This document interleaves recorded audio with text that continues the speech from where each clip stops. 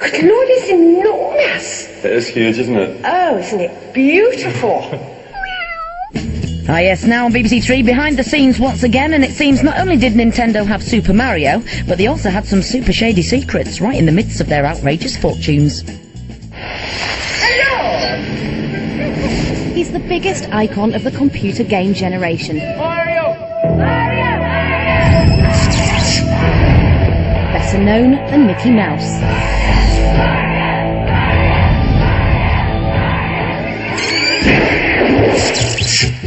Hi, I'm Lib. Mario! That's Mario. I'm Libby. Welcome to the world of Nintendo. Here we go!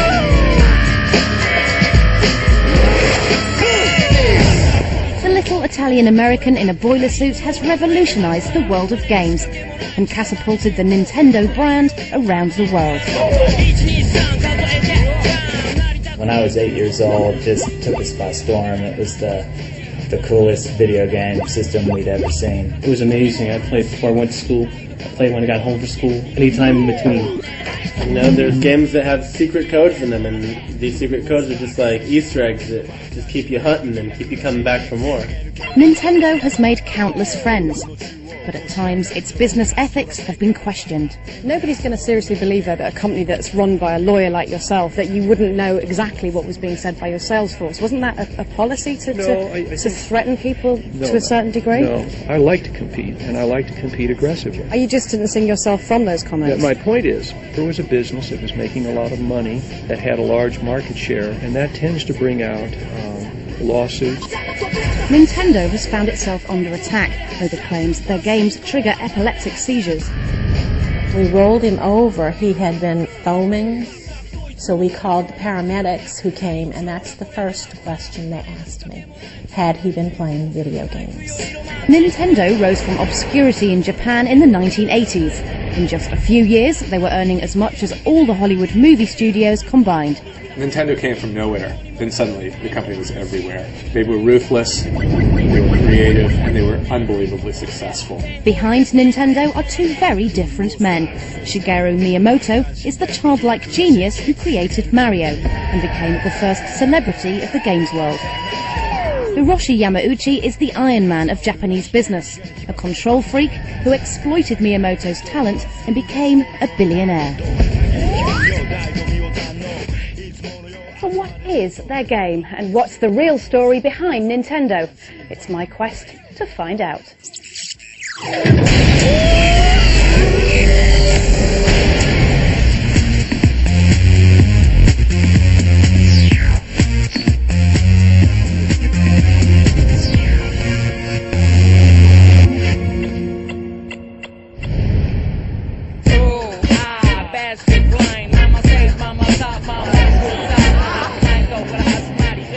Modern Techno Japan.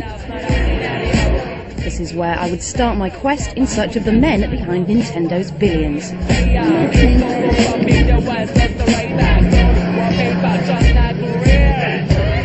Kyoto, Japan's spiritual centre. More temples than you can count and a history lost in time. This is where Nintendo grew up and is still based.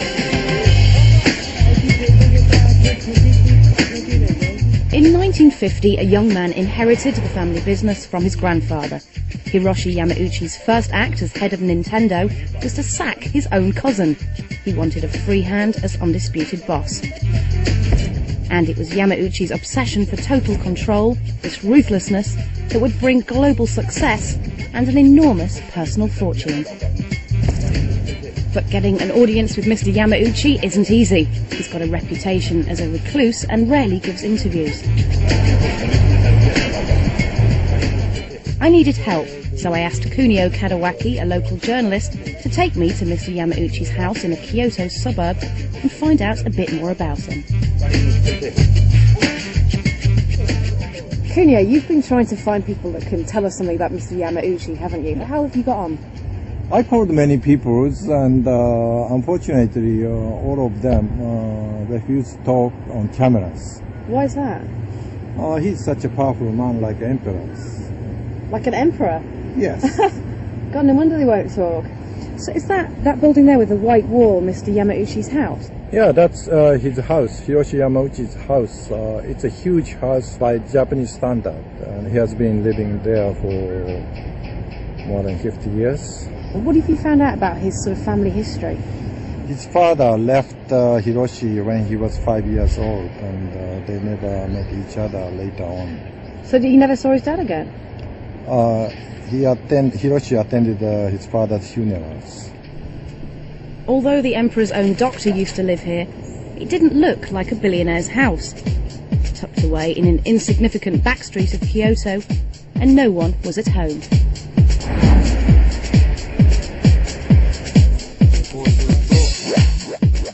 I was told one way to meet Yamauchi was through Go, the traditional Japanese game of strategy. The Japanese believe Go is a way to sharpen business skills, and Mr. Yamauchi is a sick Dan expert.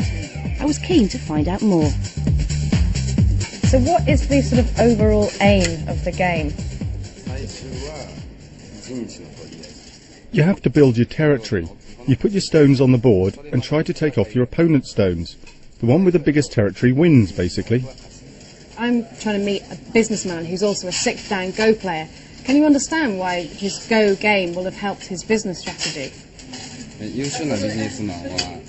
A successful businessman has to be good at numbers. Go is also a numbers game. Players constantly assess the current situation to foresee the outcome.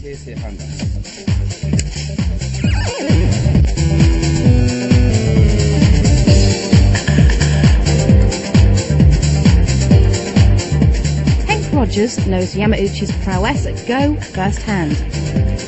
He was desperate to work for Nintendo and got an audience with Yamauchi by challenging him at Go. Since then, they've had several rematches. So have you seen Mr. Yamauchi many times since that first meeting? Oh, many times. I'm the only one in the industry that plays Go with him. Just a little bit, baby.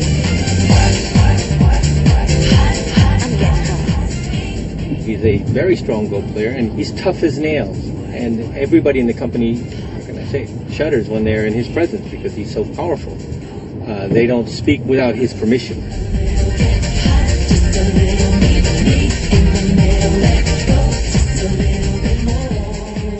I was eager to test out my Go skills. He is absolutely serious, like he's trying to win a championship game every single time. When you play against him, you're drawn into that same atmosphere, and you better give him a good game or you're wasting his time. He's tough. He's the toughest businessman I know. When he makes a decision, it's yes or no, and he doesn't change his mind. Henk made a computer version of Go for Nintendo and took it to Mr. Yamauchi. He was amazed when he couldn't even use one of his own games consoles. It's like he'd never held a joystick in his hand before from a Nintendo machine, and he was trying to play, and finally he got frustrated and he gave the joystick to the guy sitting next to him, and he said, okay, I want to go there, and he hit the monitor. I want to go there, I want to go there, I want to go there, and the guy moved the cursor and made the move. At its height in the early 1990s, Nintendo was making profits of over $1 billion a year and became Japan's most successful company. It's a brand known around the world. Mr. Yamauchi is now worth $1.5 billion.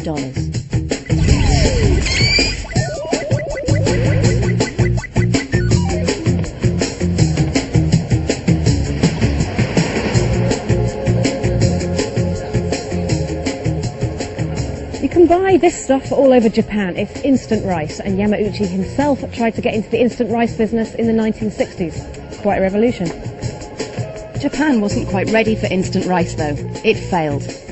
He cut a Del Boy figure as he tried anything and everything to make a quick buck, including a taxi firm, which he later sold when he was strapped for cash. Hello, konnichiwa. And something called a love hotel. Thank you. My friend Mai agreed to take me to discover just what that involved. I love hotel. Can't wait to find out what that's all about.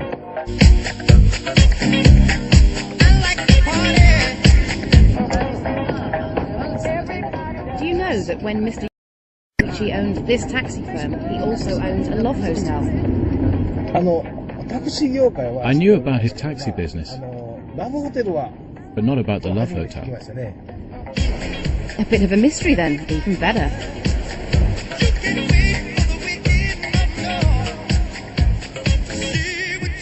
Here we go. Oh, it's love hotel. This one with the red couch, two-way mirror effect. Nice huge television. So many rooms, so little time. Love hotels are a very Japanese institution. They are where couples, notoriously bosses and their secretaries, go for those very private moments. Ship of love. Oh my word. That's no ordinary hotel room. So there's 3 rooms and they all share this same swimming pool. Should we have a look in the bedroom? As condoms, yeah? Oh, right. What sort of people rent these rooms?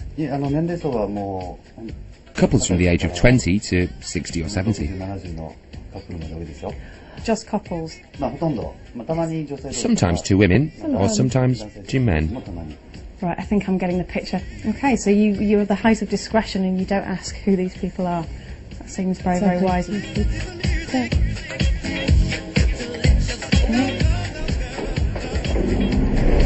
So from love hotels like this one to video games, Mr. Yamauchi's had quite a career path. You know, this kind of place is always covered because nobody wants to be seen coming in. For example,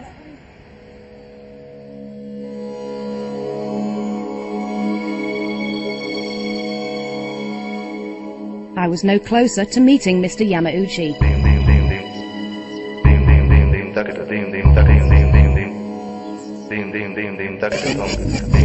But I contacted somebody who'd been granted a rare audience.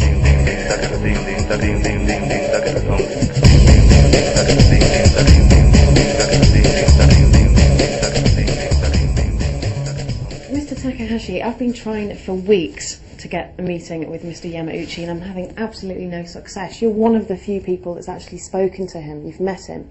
What did you think of him as a man? When I first met him, as you do in Japan, I gave him my name card and he gave me his. My first question was that I wanted to write a book called Nintendo's Business Method. He suddenly slapped the card I gave him on the table and shouted, "Is there such a thing as Nintendo's Business Method?" And he glared at me like this. And one of the things that stands out about him is that he came from a very sort of disrupted family home, like his childhood was quite broken. Do you think that could have contributed to the way he behaves now? I think so. He was always given enough money, but his childhood was lacking in parental love, having been brought up by his grandfather. I think his personality developed in a very abnormal environment. I was learning more about this mysterious man. In the 70s, Mr. Yamauchi had a long way to go in business, but his creativity soon became obvious. So I'm sat here waiting for a couple who are bringing me something called a love tester. Now this is one of the first products that Mr. Yamauchi moved into when he went from making cards to making games. I'm not entirely sure what a love tester is. All I do know is that there aren't many left in Japan, but I did track this one down. They're bringing it all the way from Osaka to here in Kyoto. Fingers crossed it works when they get here. Just sat waiting for them now. The look of love is in your eyes. Hello, Mr. and Mrs. Kato. Konnichiwa. Nice to meet you. Lovely to meet you. Thank you for coming all this way. Oh, that's pretty small. I expected something enormous. And perhaps flashing and pink. Wow, that really is an empty. This is some sort of magnetic or electronic device that's testing whether or not this couple are in love. And as you can see, they aren't, which is a slight problem for your marriage. I think what we need to do is take this out onto the streets and get some red-blooded Kyoto teenagers to road test it, and then we'll see if we can actually get the old boy to work. First victims. Konnichiwa, can I test whether or not you love each other? Do you mind? You hold that one. Oh, I don't know, it's flickering. I would say that you are fond of each other. You're most definitely exhibiting all the signs of being thoroughly, deeply in love. This gentleman didn't come with a lady, so we're going to have to test it together. Oh, it's not bad. It's not bad. I think what that shows is we need to get to know each other a bit better. That's not bad at all. It's touching 30, which is a good job considering you have a child. Bye-bye.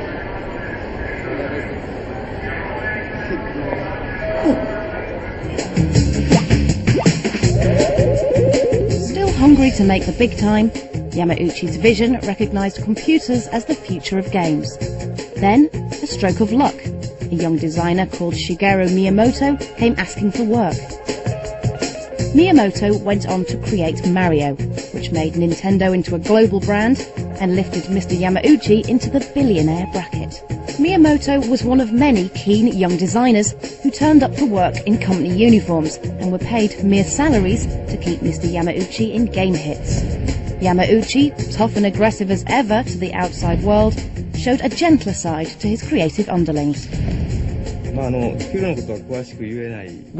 we're not paid glamorously for developing games which sell well. The company's a sponsor. It encourages us and pays for us to go to museums, movies, and on short trips, so we can be inspired. So everyone's happy to work for the company, especially as we get the prestige of being associated with it.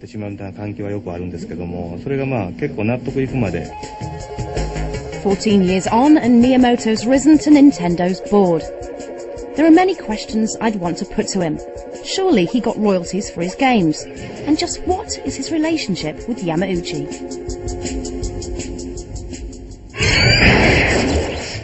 Nintendo's new computer games were successful in Japan.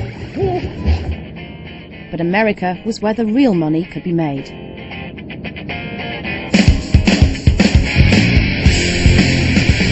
See that? Left right to the top. Seattle, home to Nintendo America, where the company's fortunes skyrocketed.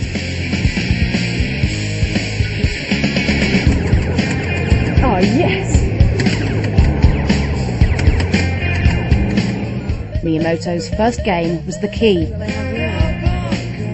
David Sheff, an expert on Nintendo, told me the story.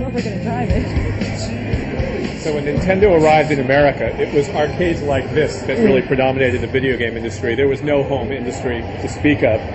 In those days, you look at this and it brings us back. I remember this. Nintendo's first entry into this world was when they came with the Donkey Kong game, Miyamoto's first game. Put a bread box inside to collect the coins, and within the first couple hours, the whole system shut down because there were so many quarters in there.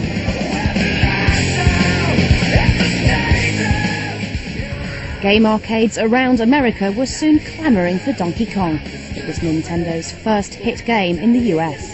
It's Friday night in the Burbs. We're just outside of Seattle. This is the Spot Tavern, which is where they stocked the first Donkey Kong arcade game when it arrived in the States. I don't know if they will, but I'm going to pop in and see if anyone can remember anything about it.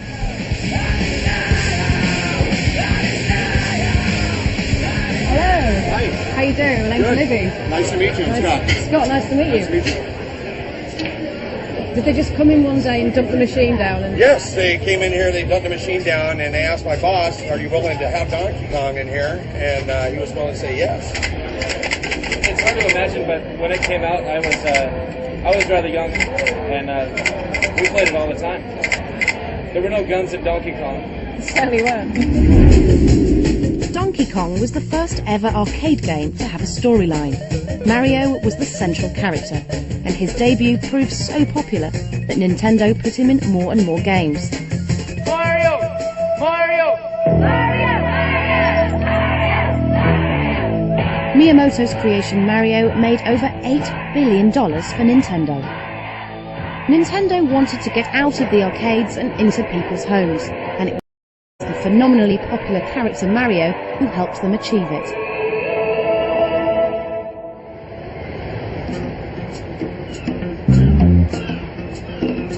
This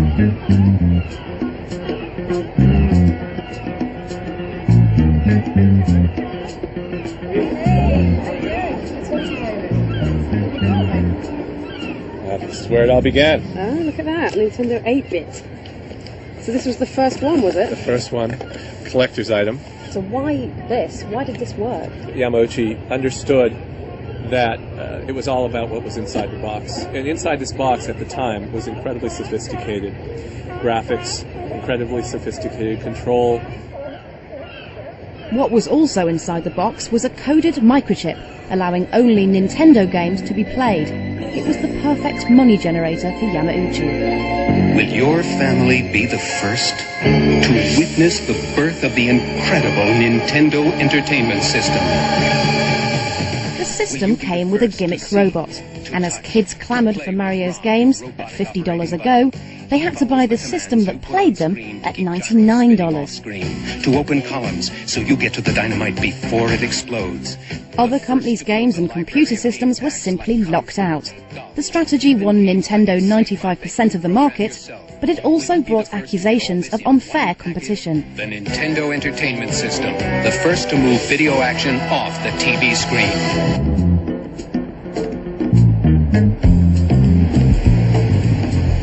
I wanted to question the men who led Nintendo America through the boom time and fought the legal battles.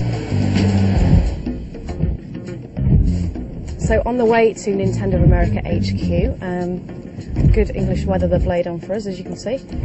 Howard Lincoln is the former vice president, and he's the guy that I'm going to be talking to.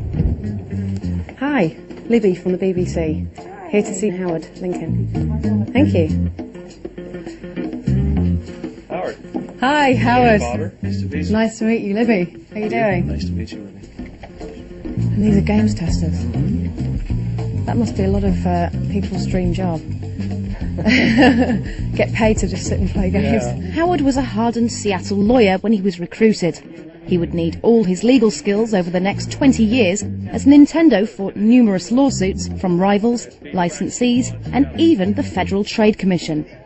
Yamauchi had persuaded his son-in-law Arakawa to head Nintendo America, and he needed a tough partner. Howard and Arakawa soon earned a reputation in business circles for their combative style.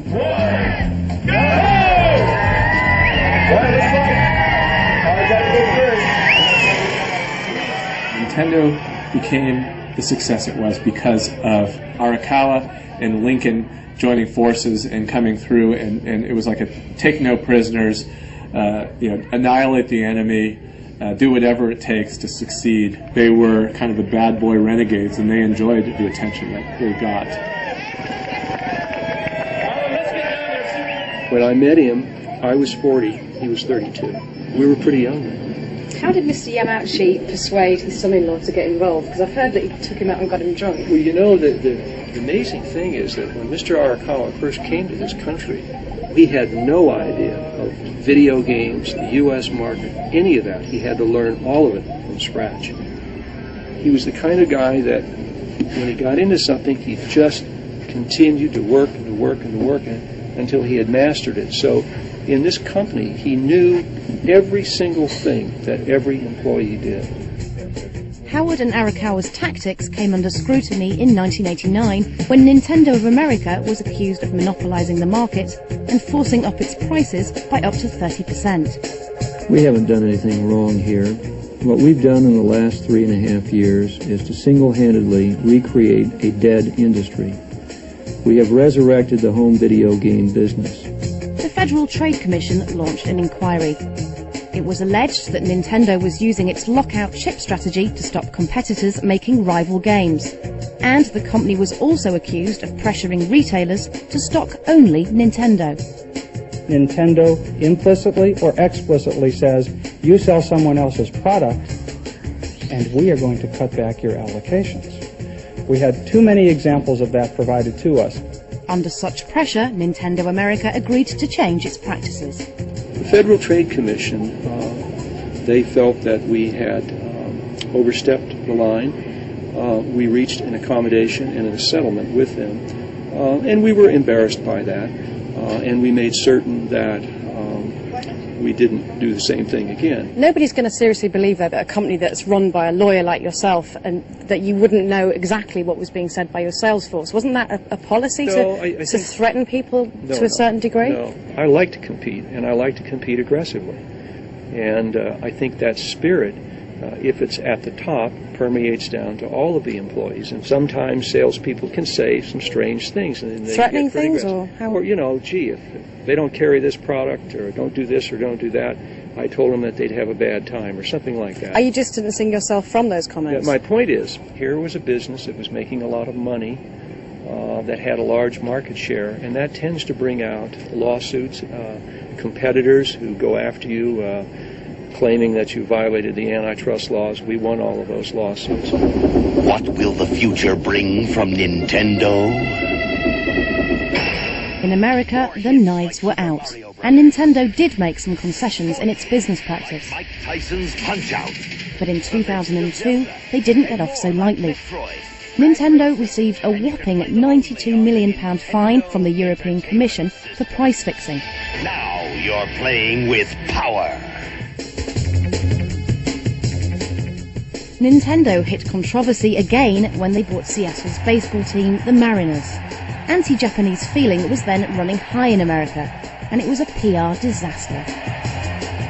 Buying the baseball team was a complete fantasy fulfillment for Arakawa and Howard Lincoln. Here they were at the top of their game. Their company was making $1 billion profit a year. They could do no wrong. They had 90% of the market. And, you know, somebody else might go out and buy themselves a new car. Those guys bought themselves a baseball team. Howard Lincoln now spends most of his time as proud chief executive of the Mariners. I get called all sorts of names. For example, We went to survey his empire. I keep a list of these names, and they're great names. I've been called money-grubbing, soulless leech. I've been called a member of baseball's axis of evil. Wow, look at that. That's amazing. Well, there's something, isn't there?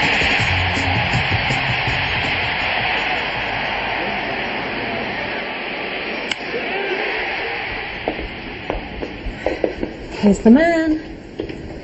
So, we put this picture up of Mr. Yamauchi, and these were his comments when we opened Safeco Field. I acquired the Seattle Mariners as a gesture of goodwill to the citizens of the Pacific Northwest.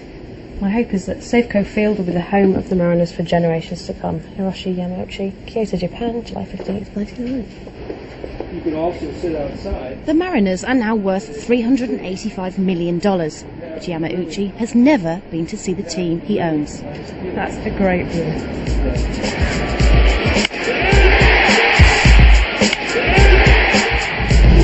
One of you jokers goes by the name Mario. It's me! 15 years ago, Nintendo dominated the video game market with a 90% share. Nowadays, it's closer to 30%. Why?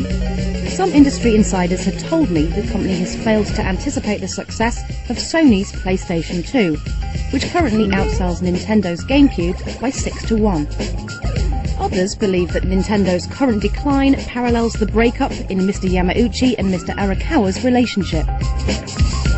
Super Mario Sunshine! When you come out feeling better, sky is blue, you said forever. Arakawa left Nintendo 2 years ago amid rumours of a split with Yamauchi. We asked Nintendo if we could interview him, but they asked us respectfully not to make contact. Undeterred, I went to Hawaii, where he now lives, to persuade him to talk to me. I asked Henk Rogers, the games publisher, who knows Arakawa personally, for some advice. So what do you think Mr. Yamauchi's ideal scenario would have been concerning his son-in-law? He wanted to see Arakawa become more like him, become tougher, and take over the company and be Mr. Yamauchi, which is basically impossible. I think that they had a difference of opinion about the direction the company should go.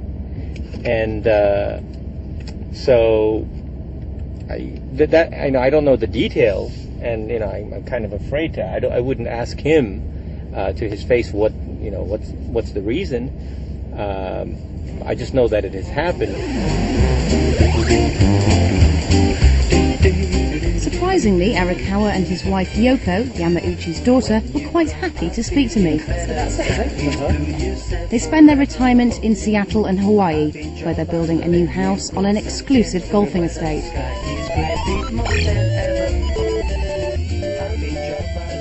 We love playing golf. And who's best? We are about the same. We are Diplomacy. 12 or 13 handicap. That's not bad. That's great. It's certainly very beautiful.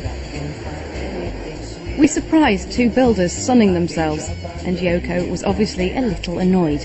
Her moving-in date had been delayed because they were behind schedule. Finish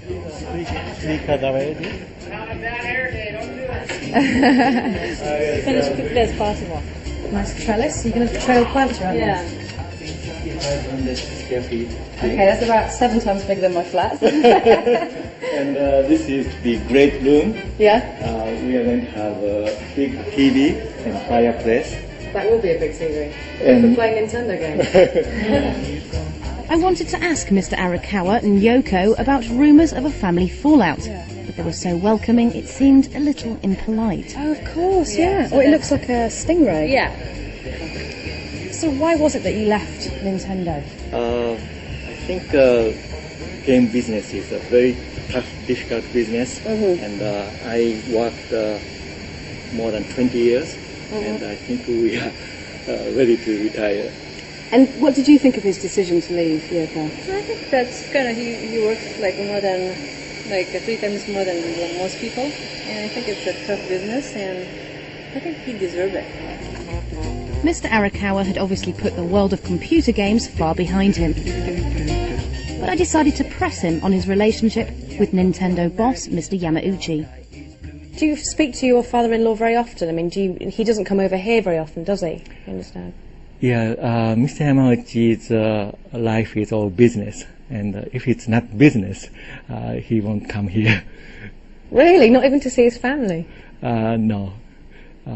We invited him many times to Hawaii, but if it's business, he doesn't mind coming here. But if it's not business, why should I come? He's still thinking business, business, business, even at the ripe old age of 76, and he's still very much in control of the company. I think so. He will continue to think about Nintendo until he die, I think. So what sort of man is your father, Mr. Yamauchi? He's not like a typical like dad you you play with, or I get to know him, you know, like after I got married, and I like him as a person, but I don't think he's the type of the man I would marry. My time was running out, so I couldn't avoid the difficult question about why Nintendo had wanted to keep me away. And when we spoke to Nintendo, they weren't very keen on us speaking to you, which is strange if they are so grateful for what you've done, and you were such a great ambassador for them. Why would they not be keen for us to talk to you? I don't know about that.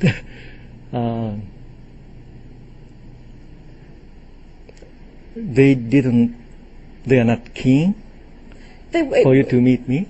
They wanted to control who we spoke to, and when we said we wanted to meet you, they said that they couldn't put us in touch with you. So I don't know. I'm not sure. But there was no ill feeling, there's no reason for that to be the case as far as you're concerned. I wasn't put off by Nintendo's attempts to discourage us from talking to Mr. Arakawa. In fact, there was another controversy involving Nintendo to be investigated.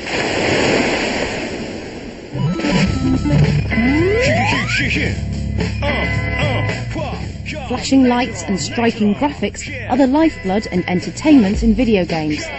But there's a downside. Scientists have established a clear link between playing video games and photosensitive epilepsy. That's seizures brought on by flashing lights or repeated spatial patterns in video games. According to research, around 3% of the population could be susceptible to these seizures, which can be fatal. Young people are particularly at risk, and Nintendo is under fire over what it's done about the problem. Joey Roccaforte collapsed 10 years ago after playing the Nintendo game Mega Man X at his home near New Orleans. I went to meet his parents. Can you tell me what Joey was like before this happened? He was a very outgoing, athletic kid. I mean, he loved to play sports. He made a lot of friends. And then when he had the first seizure, that all changed. They came home one Sunday to find Joey lying on the floor. We had no idea what had happened, but when we rolled him over, he had been foaming, and he was not conscious. His eyes were open, but there was no communication. It was a blank stare. So we called the paramedics who came, and that's the first question they asked me. Had he been playing video games? And I said, yeah. Why? And they said, we get these calls all the time. He had a seizure. In a product liability lawsuit, Rockport claims in 1994 he was... Joey is now 26 and is suing Nintendo.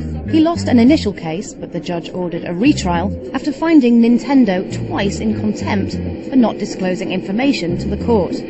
He's still waiting for that second chance.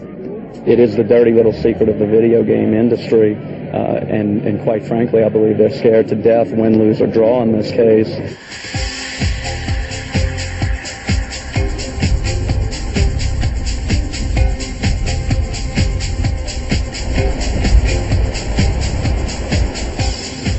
But Joey is just one of the clients being represented by Rick Trahant against Nintendo. In another of these cases, Rick is campaigning to actually get Nintendo to make their games safer.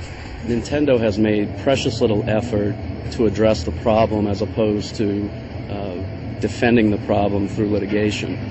They have spent countless dollars defending lawsuits brought on behalf of their own consumers who have alleged to have an epileptic seizure as a result of playing one of their games. Rick has amassed internal Nintendo documents, including more than 10,000 pages cataloguing seizure complaints, and others showing that Nintendo knew specific games could be a danger as early as 1990. But Rick says this is something they just won't confirm. Nintendo, through its corporate representatives over the course of the past decade in these lawsuits, has consistently testified that they have no way of knowing which games or which portions of games might be more inclined to trigger seizures in susceptible individuals. But Rick eventually unearthed an internal letter from a Nintendo customer service employee, Jerry Sarvas, which he says tells a very different story. We came into possession of the letter from Mr. Sarvas to a gentleman whose son had had a seizure while playing a video game. Right. And simply in 1990 said, here are the games that your son, who is susceptible to video game-induced seizures, can play, and here are the ones that he should steer clear of. So that wasn't a standard Nintendo response then, obviously? It absolutely was not. And to this day, it is very much a stark deviation from the typical manner in which Nintendo representatives respond to complaints.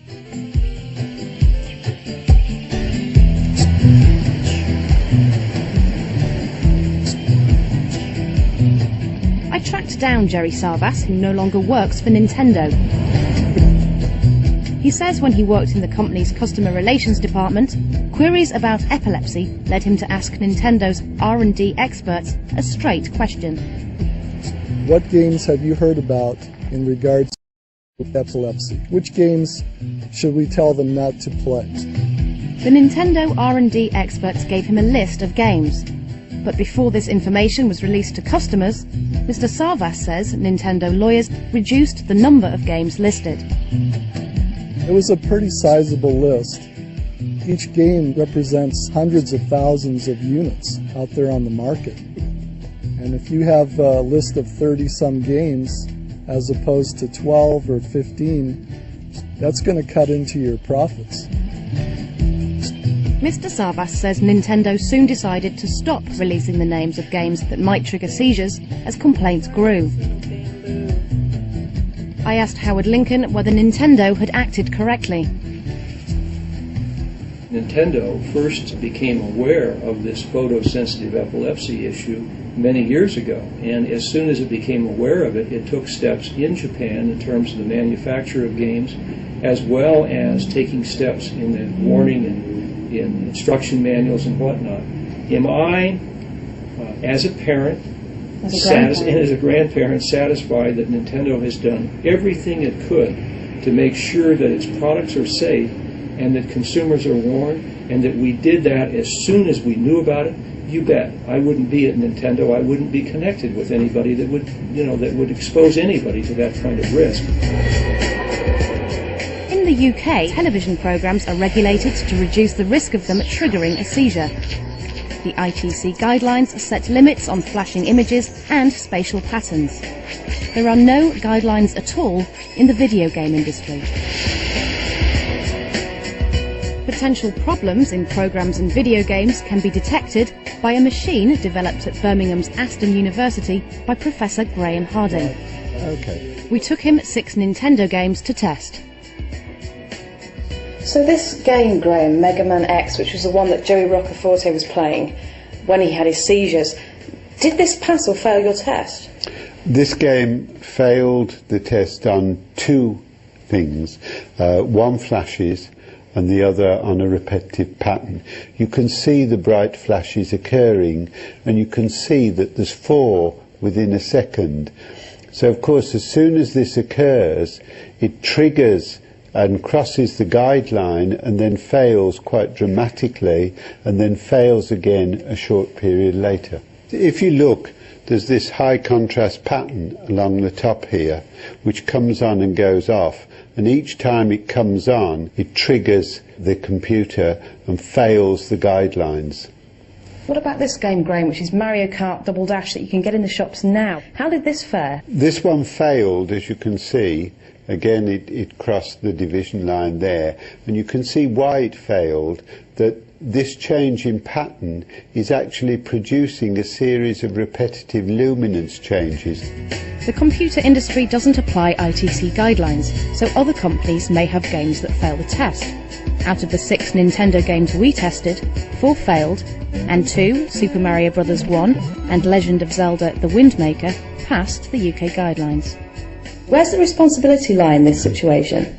In my opinion, the industry should apply the broadcast guidelines because they've been shown to work, and the risks to children would disappear. Now, they do put warnings somewhere in this box, don't they? Are they adequate, do you think?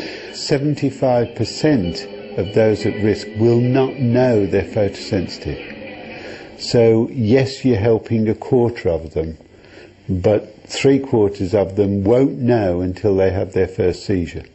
And also, this is the warning booklet, isn't it? I mean, it's really small print, and it's not the first thing a child's going to go for when they open the box. No, it would be better if the warning was on the outside of the box. Probably the most revealing insight into the business of video games is a recent document from 1999. In it, games engineers in Japan said they didn't want any regulation of sequences because the games would be made less exciting. We put what we'd found out to Nintendo. They dispute the claim that they haven't addressed the problem. They said they provided warnings to consumers in 1991 and have applied internal guidelines, modelled on those used in the Japanese TV industry, to their game design since 1998. Nintendo said that they are aware of Professor Harding's testing system and the UK TV guidelines. They say they would evaluate any device that may reduce the risk of seizures. Nintendo added that they couldn't comment on any current court cases in America. The Nintendo personalities which saw the company through the glory years of the 1980s and 90s, Mr. Arakawa, Mr. Lincoln and Mr. Yamauchi, are now taking a back seat. But what about the once so humble games maestro, Mr. Miyamoto? He's transformed into an unlikely rockstar figure, adored by fans wherever he goes, like at this visit to a London shop last year. We've had here the likes of David Bowie, Marilyn Manson, The Darkness, but the response this guy got when he came out was bigger than any response they got. It was just phenomenal. Fans jostled for Miyamoto's signature. One young fan, Richard Easton, queued all night outside the shop in the cold to meet his hero. So the first 10 people got this stand by Miyamoto, and just to show that I was one of the first 10 people, they actually gave you one of these little arm wristbands. I was just getting my ticket for the train to go home, and he just turned up to be standing next to me waiting for the train. So I approached him and we talked for 15 minutes about games. He just seemed like a really modest bloke, really, really nice bloke. I've never met a nicer man.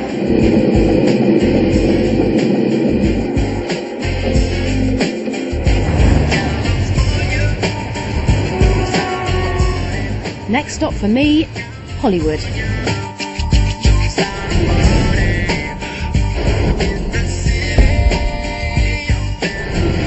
At the height of its power, Nintendo earned as much as all the American movie studios combined and made more profit than any of them. I'm meeting Carl Johnson, a film student and Miyamoto's #1 fan. He runs an internet site called Miyamoto Shrine, and if anyone can tell me about Miyamoto and his role at Nintendo, it's Carl. So what is it that you love so much about Miyamoto's games? Miyamoto makes games unlike any other video game designer. He creates virtual playgrounds where you can lose yourself, in a childlike wonder. Well, Miyamoto's one thing, but there wouldn't be Nintendo with just Miyamoto. What do fans think of Mr. Yamauchi, the boss? It's sort of a good cop, bad cop kind of thing. Right. Where you have Yamauchi, he's the bad cop behind the scenes doing sort of the hard-nosed things that he thinks will benefit the business in. And you've got Miyamoto, who is making the games and doing the wonderful things and giving the public what they want. But he doesn't always give the public what they want. Carl took me to play Super Mario Bros. 2. It was expected to be another Miyamoto masterpiece, to follow his massive hit, Super Mario Bros. 1. Super Mario is back! Super Mario Bros. 2 was a big US seller in October 1988. Mario fans snapped it up, and Nintendo reaped the profits. But many were disappointed when, far from being made from scratch, Nintendo had taken an existing game, Doki Doki Panic, and simply changed its characters for Mario ones. It doesn't have the Mario Miyamoto stamp. No. So why on earth would they bring it out when it's so inferior to the others? They needed a product for Christmas, and Mario Brothers 3 wasn't ready yet. So Mario Brothers 2 was a really great way of purchasing a pre-existing engine. And a video game engine is basically a bunch of code that sort of defines what the game already is. Yes. And then putting their characters into that pre-existing Wow, so engine. they basically just put faces onto blank characters. Right. So that's pretty interesting what Carl was just saying there about the game that the fans weren't entirely happy with. Because it kind of says that behind the fun and the magic and the face of Nintendo that they want us to see, the fans at least recognise that there are hard business strategies at work, and somebody somewhere is making a lot of money out of them.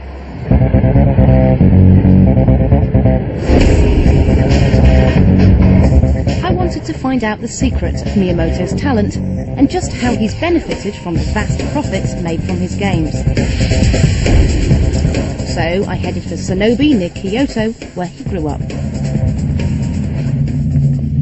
His Quest games capture the spirit of childhood adventure.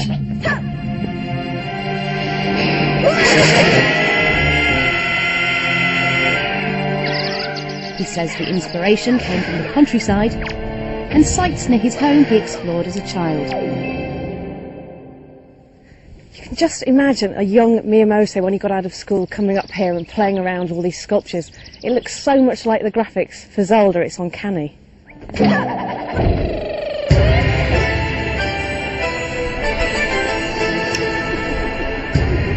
We gate-crashed a coming-of-age ceremony at Miyamoto's old school. Hello, konnichiwa. Konnichiwa. Do you know the man who invented Donkey Kong? Mr. Miyamoto. Yeah, Mr. Miyamoto.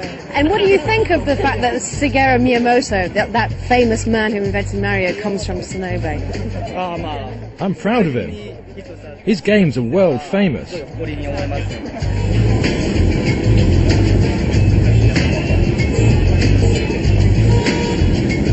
Yes, could I speak to Mr. Miyamoto's secretary, please? Yeah. It was time to put questions to the man himself. So Mr. Miyamoto said yes to an interview. I also asked Mr. Yamauchi. As yet he said no, but at least we'll get to find out what Miyamoto's got to say. Thousands of miles away in Hollywood, Carl had some tough questions for Miyamoto. So before I went to Nintendo, I chatted with him over the internet. Hey Carl, how you doing? Hey, good to see you again, Libby. Have you got your questions ready? Yes, I actually do. Fire away then.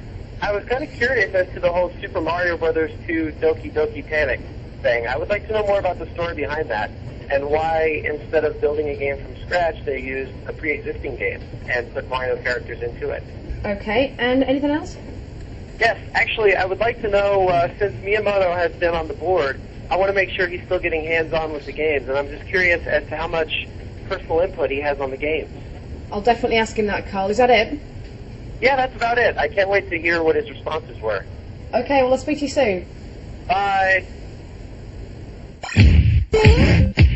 Nintendo has recently moved to new offices on the outskirts of Kyoto. So that's the mighty Nintendo. It's quite plain.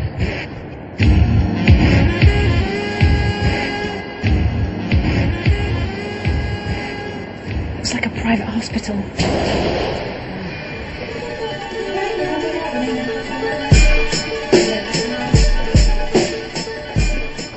I can't quite believe that this is a games company. It's the quietest office building I've ever been in my life. It's the shiniest.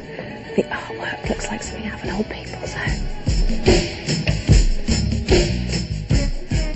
So Yuka, where is Mr. Yamauchi's office?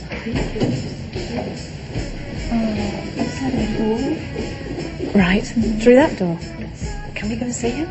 No, I don't think he's here today. Oh, isn't he? Oh, that's a shame. I've been trying to meet him and he seems to keep slipping away from me. Thank you.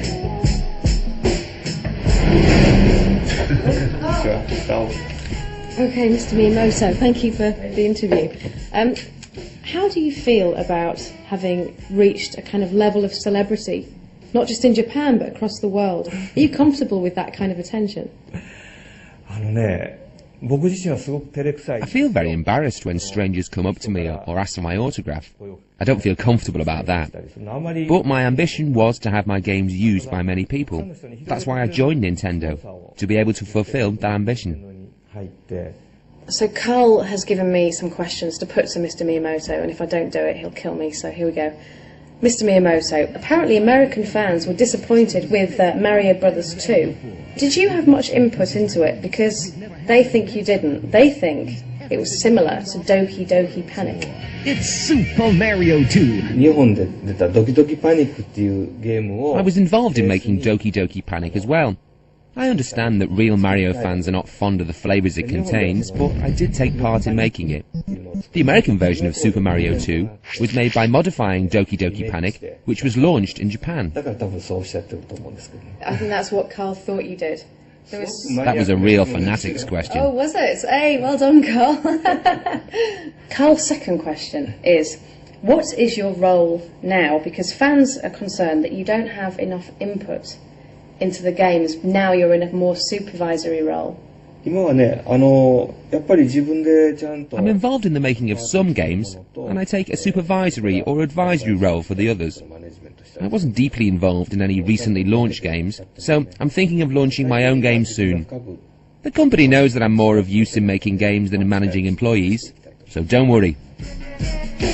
Now for some difficult questions. What about his relationship with Yamauchi? And is he still a salaryman? Nintendo became so successful off the back of Mr. Yamauchi's strategy and your creativity. What is the relationship like between you and Mr. Yamauchi? Because I'm younger than Mr. Yamauchi, for him, I'm like a son rather than like a colleague or a rival. I'm from the first generation which Mr. Yamauchi treated very generously, as if we were his children. Sometimes I brought a new idea to him. He liked the idea and gave me permission to work on it on my own initiative. He was a brilliant sponsor for me. Mr. Yamauchi has made billions and billions of dollars as the president of Nintendo. But I understand that you forfeited royalties for these games and stayed as a salaryman. Surely that was crazy thing to do. I like my work. To be honest with you, I've always been given enough money to spend on my projects. I think I'm most fortunate that I can spend as much money as I want on what I enjoy doing most. I don't have to shoulder the risk with regard to my trade. Taking a risk means earning a lot of money, but I don't have to.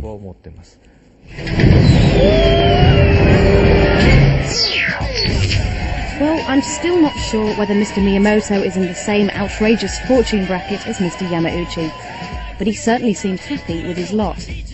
But what of the future for Nintendo without Mr. Yamauchi? Can it recover lost ground? Sony should never assume that market share is cast in stone.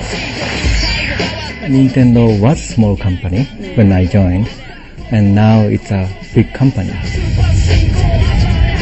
For Nintendo to continue to grow, it cannot be the family company, I think.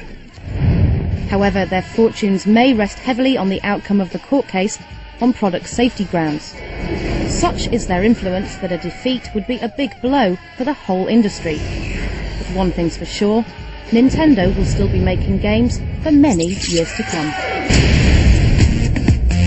Walmart, that's who'll be getting the outrageous fortunes treatment next week at 9 here on BBC Three. Next tonight, it's EastEnders.